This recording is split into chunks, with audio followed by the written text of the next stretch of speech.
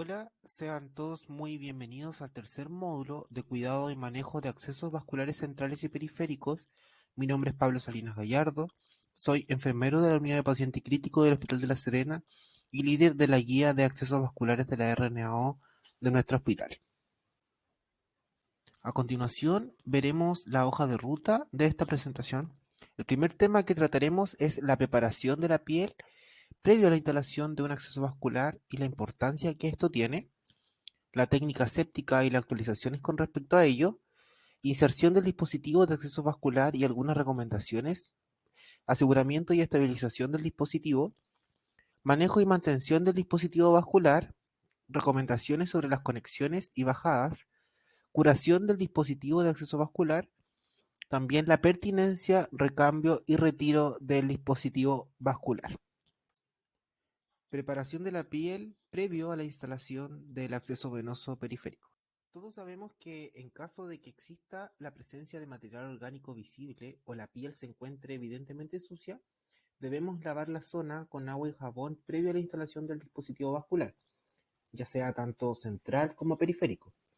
En caso de abundante vello, dentro de la preparación debe ir el debellado de la zona y esta acción debe realizarse previo al lavado. Ya tenemos que tener en consideración de que no debemos rasurar la piel, ya que puede provocar microlesiones que aumentan el riesgo de infección en el sitio de inserción. Todos sabemos que en nuestra piel existe una gran cantidad de microorganismos y el afeitado aumenta el riesgo de infección del sitio de inserción secundario a una translocación bacteriana a través de la piel hacia el dispositivo vascular. Con el rasurado del vello y un mal cuidado y mantenimiento del dispositivo vascular, podemos generar una infección de tipo extraluminal, donde los microorganismos que se van a originar en la piel pueden crecer a lo largo de la superficie externa del catéter, generando una infección del torrente sanguíneo. Además, pueden generar una infección en el sitio de inserción, provocando un recambio anticipado del dispositivo de acceso vascular y también complicaciones para el paciente, ya sea de tipo sistémicas o como el dolor.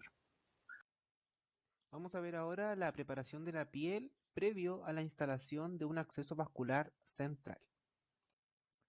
Dentro de las recomendaciones para la preparación de la piel, también encontramos el recorte del vello, ya si existe vello ya sea en la zona yugular, femoral, ya deberá hacerse un debellado de la zona de más o menos 10 a 15 centímetros alrededor del sitio de inserción, si es que el paciente lo amerita. También debemos realizar un lavado, un arrastre mecánico del sitio de inserción. Para esto podemos utilizar compresas con agua jabonosa para así retirar todo el material orgánico. Una vez realizada la higiene en la piel, viene la asepsia de la piel y debemos realizarla con compresas estériles con agua y jabón de clorexidina al 2% y dejar actuar. Tener en consideración que si vamos a utilizar clorexidina como antiséptico, no podemos hacer combinación con algún otro antiséptico como alcohol, por ejemplo. Y también la prevención de la contaminación que una vez realizada el aseo de la zona, del sitio de inserción a elegir, ¿cierto? Debemos cubrirlo con una gasa o apósito estéril para así evitar que se contamine, mientras así el operador se instala el material estéril y también arma su campo. Sabemos que la piel del paciente pediátrico y sobre todo la piel del paciente neonatal es muy delicada, ¿cierto? Y hay que tener consideraciones especiales con respecto al uso de agentes antimicrobianos antisépticos en la piel. En el año 2019 se realizó un estudio en donde diversos autores coincidieron que finalmente la clorexidina debe utilizarse en los pacientes pediátricos y neonatológicos y ya que aún no está claro cuánto es la toxicidad y la absorción de la clorexidina desde la piel hacia el torrente sanguíneo. Pero finalmente concluyen que debería utilizarse para la prevención de infecciones en el recién nacido. Vamos a hablar ahora de la preparación de la piel y la actualización con respecto a la técnica de aseptización de la piel. Vamos a hablar ahora de este nuevo concepto de asepsia en rejilla, que antes se consideraba la asepsia ya sea concéntrica o de forma lineal. Este nuevo concepto aplica tanto para accesos vasculares centrales como periféricos y es una técnica de fricción de ida y vuelta ya que ha demostrado ser mucho más eficaz, ya que llega a capas más profundas del antiséptico, reduciendo así la carga bacterial. Por lo tanto, no se recomienda el uso de tórulas de algodón con antisépticos, sino más bien la clorexidina, ya sea en base alcohólica, con tintura o sin ella, y también la utilización de alcohol pad. Este concepto viene más que nada a ponerle nombre a una técnica que nosotros ya conocíamos y realizábamos. La técnica ANT es una técnica para la prevención de infecciones del torrente sanguíneo en donde propone no volver a tocar el sitio de inserción elegido una vez aseptizada la zona.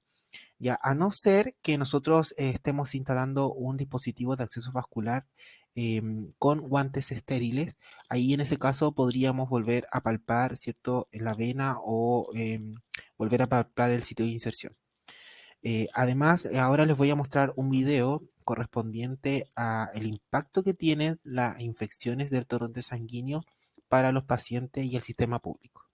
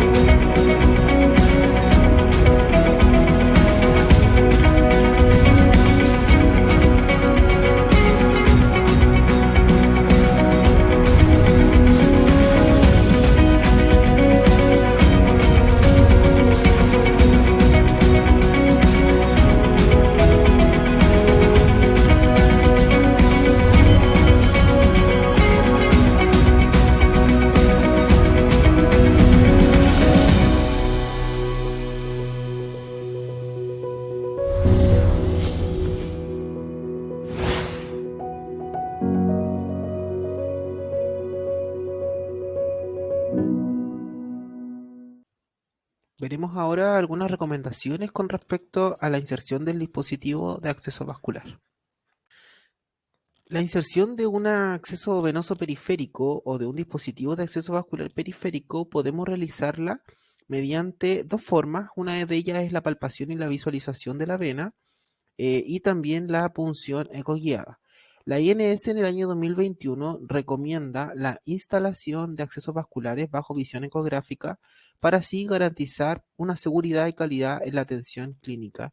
Además que esto también disminuye el tiempo de procedimiento, ¿cierto?, para la enfermera que está a cargo, las multipunciones y también asegura ese acceso venoso en el paciente con difícil acceso. Siguiendo el flujograma y tras verificar, ¿cierto?, el tipo de terapia para ese paciente y el tipo de dispositivo de acceso vascular que requiera, voy a preparar la piel previo a la instalación del dispositivo de acceso vascular y una vez instalado, vamos a ver ahora el tema de aseguramiento del dispositivo de acceso vascular. Aseguramiento y estabilización del dispositivo de acceso vascular. ¿Pero qué es el aseguramiento?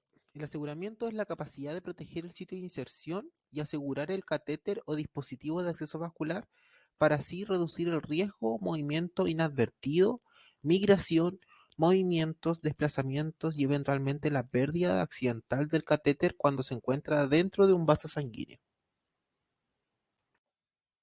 En esta imagen nos encontramos una vía venosa con una llave tres pasos que no está cerrada hacia el paciente y además nos encontramos con un apósito transparente sin bordes, sin estabilización.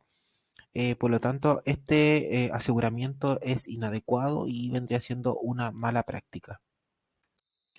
Ahora la estabilización es una técnica cuya finalidad es reducir el movimiento del dispositivo de acceso vascular dentro del vaso sanguíneo. Esto lo hacemos mediante algún tipo de dispositivo de estabilización, por ejemplo, alguna cinta adhesiva estéril, dispositivo adhesivo con estabilización o apósito transparente estéril con bordes reforzados y tiras de sujeción. Es por eso que se recomienda utilizar apósitos transparentes avanzados que incorporen mecanismos de estabilización para la prevención de flebitis mecánica, la prevención del retiro accidental y también el desplazamiento del dispositivo vascular. Prefiera siempre apósitos que permitan visualizar el sitio de inserción. En caso de no contar con ellos, podemos utilizar apósitos transparentes y nosotros mismos estabilizarlos con tela o, por ejemplo, con elastomul. Otra recomendación es no tapar el sitio de inserción. Acá nos encontramos con tres imágenes en donde en ninguna de ellas está visible el sitio de inserción, lo cual es un riesgo, ¿cierto? No poder visualizarlo ya que no vamos a poder darnos cuenta de alguna complicación en el acceso vascular insertado en ese paciente. Tampoco debemos utilizar gasa de bránula más apósito transparente, ya que finalmente pierde la función de este apósito de poder visualizar el sitio de inserción. En el único caso que podemos utilizar gasas de bránula o alguna gasa es para proteger la piel de lesiones por presión que podría generar la bránula al estar en contacto con la piel, sobre todo en los pacientes pediátricos, adultos mayores y también neonatológicos. Ustedes se preguntarán qué pasa entonces en el paciente que está muy edematoso, que tiene mucho exudado o que el sitio de inserción está muy sangrante o está muy diaforético. En ese caso sí vamos a poder dejar una gasa tapando o cubriendo el sitio de inserción, pero debemos procurar de hacer una curación y una valoración diaria de ese acceso vascular y sobre todo de ese sitio de inserción en búsqueda de alguna complicación. Otra forma de estabilización de los dispositivos de acceso vasculares centrales y otros también, como por ejemplo las líneas arteriales, es la fijación sin punto, ya que también la INS propone utilizar dispositivos de adhesión cutánea sin sutura para así reducir el riesgo de infección de los catéteres intravasculares, ya que las suturas se asocian a lesiones cortopunzantes con agujas que va a contribuir finalmente a la formación de biopelícula y al aumento del riesgo de infección en el torrente sanguíneo relacionado al catéter. Acá vemos tres imágenes de tres catéteres de acceso central. Bueno, tenemos la primera imagen que es un catéter de inserción periférica, un PIC. En la segunda imagen tenemos un catéter de hemodiálisis subclavio y en la tercera imagen también tenemos un catéter venoso central subclavio, los cuales los tres están con fijación libre de agujas. ¿Cómo se instala este Starlock o fijación libre de agujas? Em, Primero debemos hacer una preparación de la piel y aplicar un protector cutáneo, ya sea como Cavilon, por ejemplo. Ya, luego de eso debemos instalar las aletas del catéter en el Starlock y cerrar unas puertas que tiene, que va a sonar un clip. Luego de ello debemos despegar el papel adhesivo y fijarlo a la piel. Este dispositivo es bastante seguro y al mismo tiempo nos va a permitir estabilizar, fijar el catéter y así prevenir la flebitis mecánica en el paciente.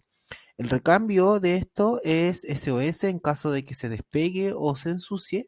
Y ahora les voy a mostrar unos videos para que puedan ver cómo se instala este StatLock o fijación libre de puntos. Fijación y estabilización con el StatLock. Coloque los agujeros de las aletas del PIC sobre los pivotes del StatLock. A continuación, cierre las puertas del retenedor.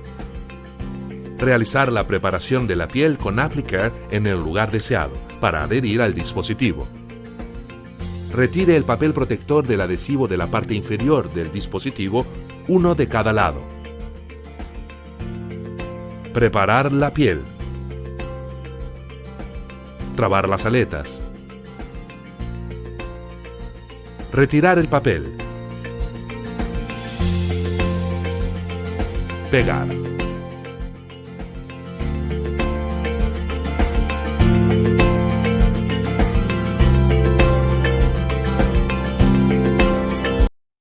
Vamos a pasar al siguiente tema, que es manejo y mantención del dispositivo vascular.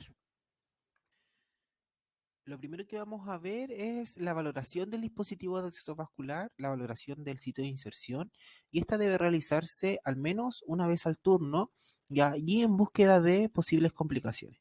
Lo primero que debemos hacer es una inspección visual, cómo está ese sitio de inserción, si está enrojecido, está con secreción purulenta, está con resto hemático o está muy exudativo. Ya aquí encontramos una imagen de un catéter PIC, el cual se encuentra con restos hemáticos ya abundantes, ¿cierto? Que no permiten visualizar el sitio de inserción de este dispositivo vascular. La segunda parte de nuestra valoración del dispositivo de acceso vascular periférico corresponde a la inspección palpatoria. ¿Qué siento yo al momento de palpar ese sitio de inserción, alrededor del sitio de inserción, siguiendo finalmente esa vena en la cual está puncionada? Siento que la piel está fría, está con calor, está edematosa o el paciente siente dolor al momento de la palpación. Y la tercera parte de la valoración serían preguntas dirigidas, preguntarle al paciente qué siente al momento de administrar algún medicamento o administrar suero fisiológico para comprobar la permeabilidad. Y esto podemos evaluarlos con escalas numéricas como la escala EVA o también la escala visual en el caso de los pacientes pediátricos. Acá vemos una imagen de posiblemente una extravasación de un medio de contraste, ya que es muy dolorosa para el paciente y finalmente correspondería acá el retiro de este dispositivo de acceso vascular. Otro de los cuidados corresponde a la comprobación de la permeabilidad del dispositivo de acceso vascular, ¿ya? Y lo primero que tenemos que decir es que no debemos intentar destapar un puerto para acceder al dispositivo vascular con presión, no utilizar jeringas de 3, no utilizar jeringas de 5, de 10 o de 20, ya que finalmente lo que vamos a ocasionar en ese paciente es que migre algún trombo, ¿cierto?, hacia el torrente sanguíneo. Recuerde que solamente podemos utilizar jeringas de 10 cc para el lavado del catéter de cualquier dispositivo, ya que esta es la única que genera una presión adecuada. Vamos a ver ahora un video con respecto a la comprobación de la permeabilidad y lo que podría ocurrir.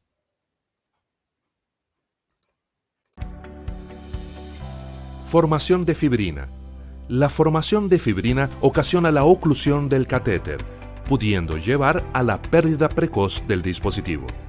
Este tipo de oclusión aumenta los riesgos de infección y los costos de la internación. La única manera efectiva de desobstruir el catéter es con el uso de fibrinolíticos. Si un catéter o un dispositivo de acceso vascular se tapa, ¿cierto? Es finalmente por un mal cuidado y mantenimiento de este dispositivo vascular, ya que la evidencia científica avala que el mantenimiento de la permeabilidad del catéter está relacionado con un protocolo adecuado de lavado del catéter y sellado al final de su uso.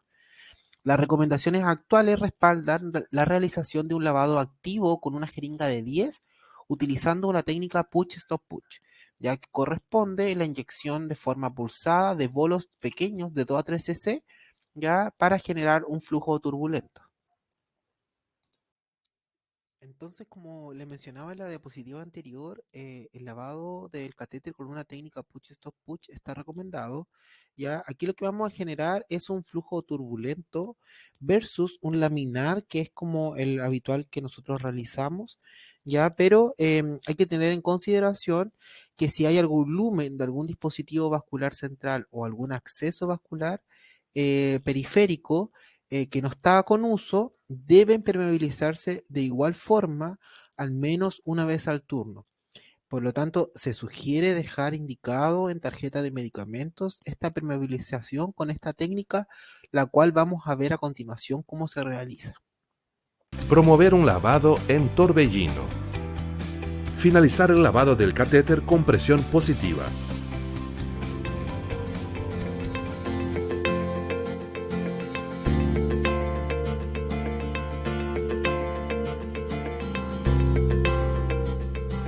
En este vídeo podemos observar la diferencia entre flujo laminar y turbulento.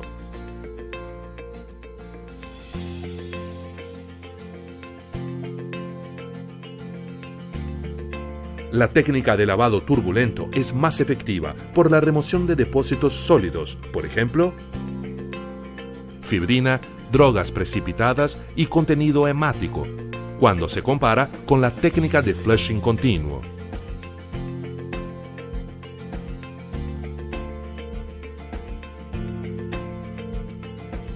Efectuar el lavado turbulento en todas las vías del catéter, aunque estén sin uso, ya que los lúmenes internos se separan hasta la punta. En esta imagen podemos observar los lúmenes internos del catéter. Y no se olvide, salinizar, administrar medicación y salinizar. Debemos siempre realizar el SAS para todas las administraciones realizadas en el catéter.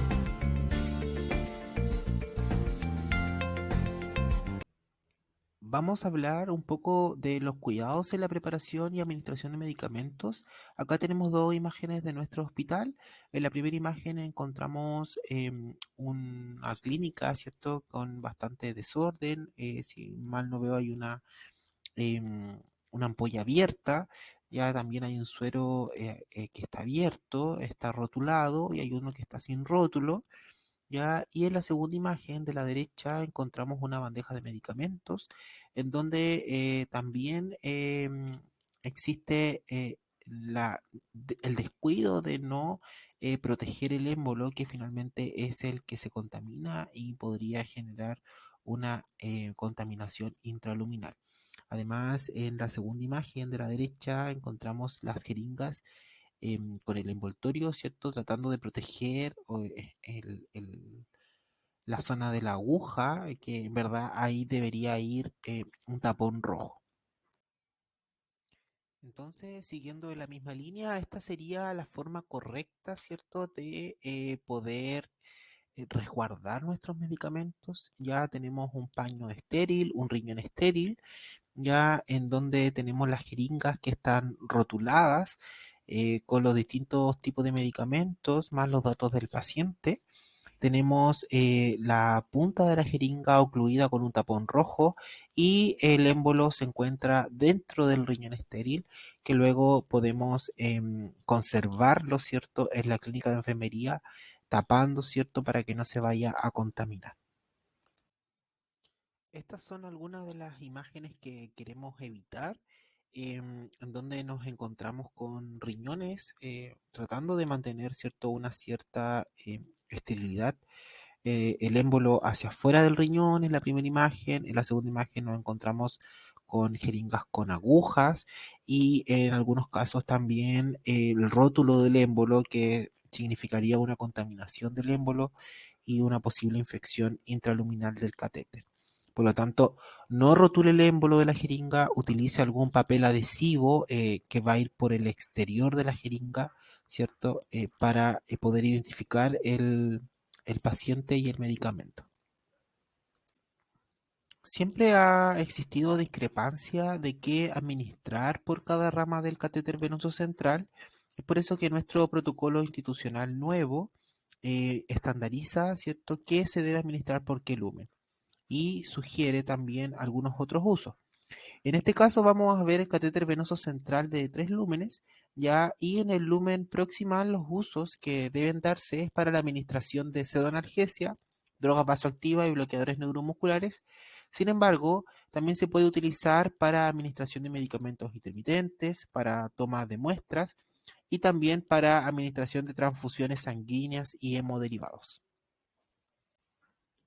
El lumen medial, los usos que suelen darse es para nutrición parenteral continua, que debe ser administrada por un catéter venoso central o un catéter venoso central de inserción periférica, ya que este lumen es el de menor calibre y también se le puede dar otros usos como lo es la administración de medicamentos intermitentes y la administración también de pseudoanalgesia y bloqueadores neuromusculares.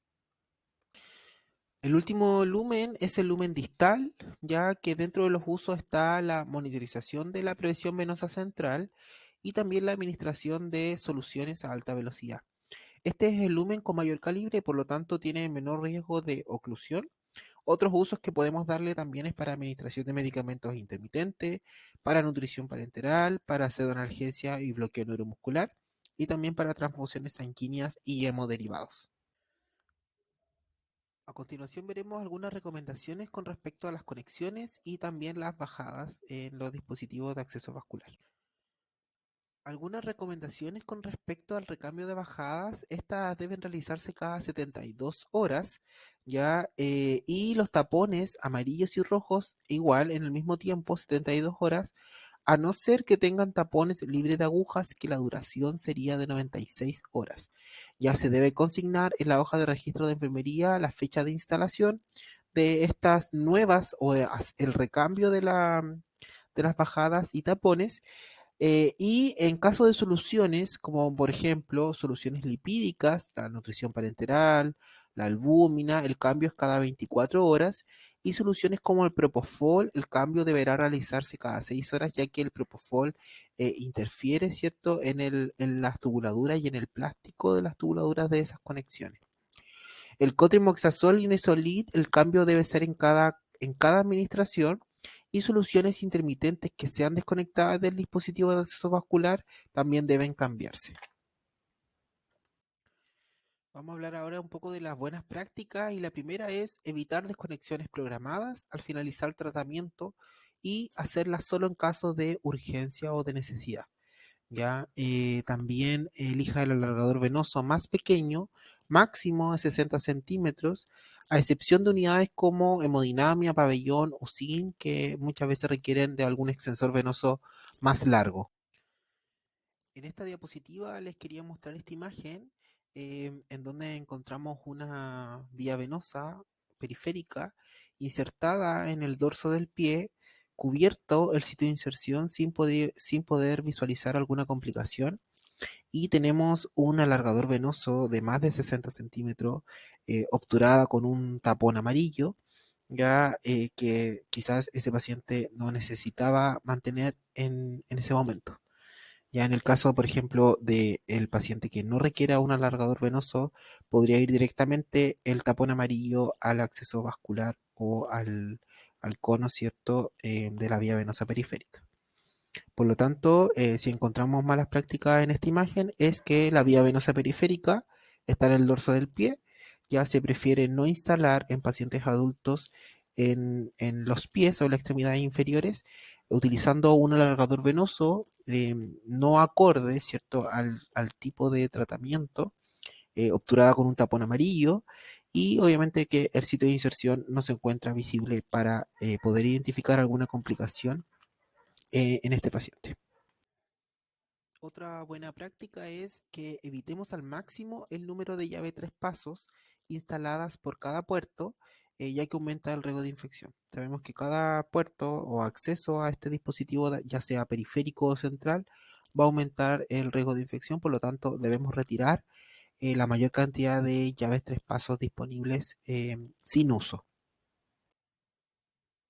Otra de las buenas prácticas es no conectar llaves de 3 pasos directo al dispositivo de acceso vascular periférico. Siempre preferir el alargador venoso más pequeño disponible si así lo requiere el paciente. En el caso de no requerir alargador venoso, puede ir directamente el tapón a la vía venosa. Acá, por ejemplo, tenemos en la primera imagen, en la imagen superior, una vía venosa que se encuentra con un apósito transparente o una tela transparente, más bien dicho, con una llave 3 pasos versus la segunda imagen encontramos un pequeño alargador venoso de 10 centímetros, lo cual me va a generar o aportar una mayor estabilización en este dispositivo de acceso vascular. Por lo tanto, se sugiere no instalarlas directamente las llaves 3 pasos porque lo más probable es que ese paciente pierda el dispositivo o pierda el acceso vascular por desplazamiento, porque se pilló en alguna ropa del paciente antes de lo previsto. Esta práctica la vemos habitualmente, es que si el paciente tiene un acceso central, debemos retirar la mayor cantidad de accesos periféricos como sea posible. Ya debemos considerar que cada acceso venoso es una puerta de entrada para algún microorganismo y generar alguna infección del torrente sanguíneo.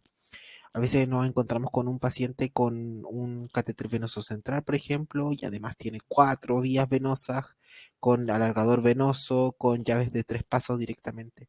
Si no se están utilizando, retírenlas, a no ser de que evaluemos que el paciente requiera mantener alguno de estos dispositivos. Considerando la diapositiva anterior, también siguiendo el mismo tema, debemos utilizar catéter venoso central con la menor cantidad de lúmenes según la necesidad de la terapia. Ya sabemos que cada lumen, en el caso de los catéteres que son pentalumen, el riesgo de infección aumenta por cada puerto de forma exponencial. Por lo tanto, debemos siempre utilizar y evaluar, ¿cierto? En conjunto con el médico que va a instalar este dispositivo, cuántos lúmenes en verdad voy a necesitar. Ya quizás es para nutrición parenteral solamente y voy a requerir que sea un monolumen o un bilumen para tratamiento y nutrición parenteral. Vamos a hablar un poco de los conectores libres de aguja o de los tapones libres de aguja, ya que se va a priorizar siempre el uso de estos conectores versus los tapones amarillos y rojos. Estos tapones van a estar disponibles próximamente en nuestro arsenal de insumos para todo tipo de paciente y en el caso de los conectores deben ser con función mecánica positiva, en donde al momento de la desconexión el fluido se va a mover hacia el paciente y ahí va a quedar finalmente ocluido, ¿cierto? Por este fluido y al momento del retiro de la jeringa no va a ser necesario clampear antes porque la función de este conector libre de aguja es garantizar una presión positiva, ¿cierto? Al momento de la administración de medicamentos. Ahora vamos a ver una serie de videos de cómo se manipulan y cómo se limpian estos dispositivos conectores o estos tapones libres de agujas. Haga siempre el lavado después de una infusión o aspiración utilizando la técnica de remolinos hasta que quede limpio. Infusiones de hemoderivadas, nutrición parenteral, contrastes y otras soluciones viscosas pueden requerir de volúmenes mayores y podrá ser necesario realizar una segunda secuencia de flushing con conexión y desconexión. La secuencia del clamping tras la desconexión se determina por el tipo de desplazamiento del conector. Con el desplazamiento levemente positivo o neutro, el sistema antirreflujo limpia proactivamente la punta del catéter sin traer reflujo dentro del catéter, independientemente de la realización y secuencia del clamp. Para comenzar, retire el conector del empaque y conecte una jeringa prellenada con solución salina. Coloque la jeringa con el pivote hacia arriba para que el aire pueda salir completamente. En caso de que aún haya burbujas, dé unos golpecitos ligeros para liberarlas. Conecte una tapa. Esta no permite que el fluido corra y protege al Luer Lock. Para extensores de múltiples vías, recuerde realizar el permeado en todos los tubos y coloque la jeringa con el pivote hacia arriba para permitir la salida de todo el aire. Antes de conectar el catéter, remueva la tapa protectora y conecte el equipo Luer Lock sin apretar de más.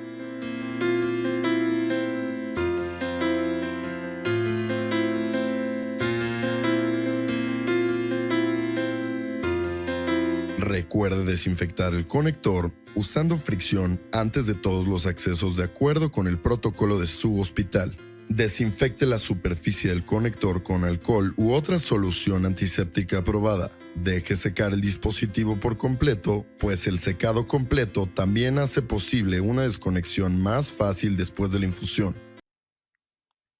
Bueno, ¿y qué pasa entonces con los tapones rojos y los tapones amarillos? Los tapones rojos deben ser utilizados solamente para la administración de medicamentos y la obturación de las jeringas, o también pueden ser utilizados para obturar algún catéter que se encuentre o algún lumen que se encuentre ya disfuncional. Ya sabemos que estos tipos de tapones no generan un circuito cerrado, ya, y que habitualmente lo que vemos en la práctica es que se refluye igual sangre, y esto es lo que evitaríamos al usar estos conectores libres de aguja, que la luz de ese catéter no ingrese sangre y no se ocluya. Ya, por lo tanto, no debemos seguir utilizando estos tapones a no ser que no estén disponibles, que sería nuestra única implicancia de seguir utilizándolos. Ya, pero van a llegar próximamente estos conectores libres de agujas para disposición para todo el hospital. Otra de las buenas prácticas es al momento de proteger el dispositivo de acceso vascular central o un PIC, por ejemplo, de un acceso vascular central de inserción periférica, es que debemos utilizar un paño estéril impermeable para cubrir las conexiones del dispositivo. Ya no debemos utilizar gasas o apósitos, ya que finalmente lo que van a hacer es absorber versus no permitir que escurra algún fluido o algún solución que pueda caer cerca del dispositivo de acceso vascular. Se sugiere realizar el cambio cada 12 horas, se sugiere 1806, ya, pero en verdad eso depende de cada unidad. Pero sí el cambio debe hacerse cada 12 horas o SOS si se llega a contaminar. El siguiente tema corresponde a la curación de los dispositivos de acceso vasculares. La curación de los dispositivos de acceso vascular va a depender del tipo de apósito que yo tengo instalado para el aseguramiento y estabilización. Y obviamente también de la condición del sitio de inserción. Cuando nosotros tenemos un dispositivo de acceso vascular asegurado y estabilizado con un apósito transparente avanzado, en donde el sitio de inserción se encuentra visible, se encuentra limpio, la curación debemos hacerla cada 7 días. En el caso de que se encuentre con un dispositivo, un apósito transparente avanzado, más gasa o un apósito transparente normal, sin bordes, más algasa o elastomul, pero cubriendo el sitio de inserción, la curación debe hacerse cada 24 horas. En el caso de que los apósitos estén sucios, estén con exudado, con contenido mático, restos orgánicos, eh, la curación debe hacerse de forma inmediatamente. Y la curación tanto del dispositivo de acceso vascular central como el dispositivo de acceso vascular periférico debe hacerse con técnica estéril. La imagen de la izquierda es lo que nosotros queremos evitar. Tenemos un sitio de inserción el cual se encuentra con restos hemáticos, muy sucio. Ya está el catéter desplazado, en este caso es una línea arterial. Tenemos la zona con edema, con enrojecimiento, con signos de infección, ya con un apósito que en verdad no está haciendo su función. En la imagen de la derecha superior encontramos también una línea arterial con restos hemáticos, con exudado, ¿cierto? Cuál debe hacerse curación inmediatamente. Y tras la curación, en la imagen inferior es lo que les quiero mostrar que cómo debería quedar finalmente ese dispositivo de acceso vascular tras los cuidados de enfermería correspondientes. El siguiente tema es la pertinencia, recambio y retiro del dispositivo vascular. ¿Cuándo retirar una vía venosa o un dispositivo de acceso vascular periférico? Lo primero, cuando el tratamiento se encuentra suspendido. Si el paciente se encuentra con el tratamiento suspendido y se encuentra en condición estable, la vía venosa se debe retirar. Y también tras 48 horas de que el paciente se mantiene en observación, ya sea porque, no sé, se suspendió el medicamento y están a la espera de la evaluación cómo evoluciona, podría mantenerse hasta por 48 horas.